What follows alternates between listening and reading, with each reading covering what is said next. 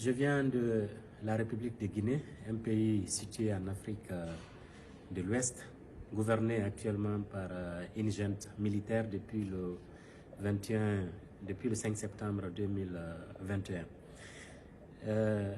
Ma présence à cette rencontre importante, le Congrès mondial contre les disparitions forcées, c'est justifié par le retour de ce phénomène de disparition forcée dans mon pays.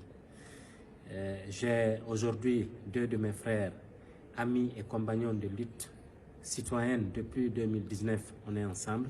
Ces deux frères sont victimes de disparitions forcées depuis le 9 juillet 2024. Il s'agit de Mamadou Bilo Ba et de Oumar Silla alias Fonike Mengue. Depuis plus de 6 mois, les avocats n'ont pas accès à eux. Les familles ne savent rien de leur lieu de détention. Donc les familles sont en détresse aujourd'hui et réclament leur libération. Donc je suis à cette importante rencontre pour attirer l'attention de ces délégués venus du monde entier, des acteurs sociaux, des acteurs de la société civile, des volontaristes, des institutions internationales qui sont venus des 5 coins du monde pour prendre part à ce premier congrès contre les disparitions forcées. Nous avons échangé autour de mes camarades Bilo et Fonike Mengue, sans oublier Marwan Kamara, journaliste et lanceur d'alerte, mais aussi le citoyen Nimanga. Donc le monde exprime son soutien en faveur de ces disparus, de ces personnes dignes qui sont victimes de disparitions forcées.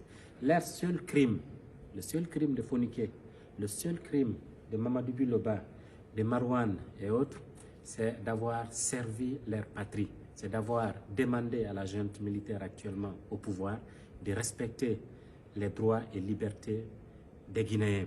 C'est d'avoir demandé à cette junte d'organiser des élections pour le retour à l'ordre constitutionnel. C'est le seul crime que Fonike a commis, que Bilo a commis, que Marwan a commis, ainsi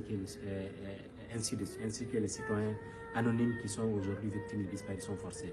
Donc, nous, en tant qu'acteurs de la société civile, nous nous félicitons pour avoir bénéficié du soutien des délégués des autres pays et nous avons exprimé également notre soutien à toutes les victimes de disparitions forcées dans le monde entier. Et ce qui est évident, nous n'allons pas oublier Oumar, nous n'allons pas oublier Biloba, nous n'allons pas oublier Marwan et Nimagan. Nous allons nous battre pour que justice soit faite. Nous allons nous battre pour que nos amis soient libérés sains et saufs. Je vous remercie. Merci.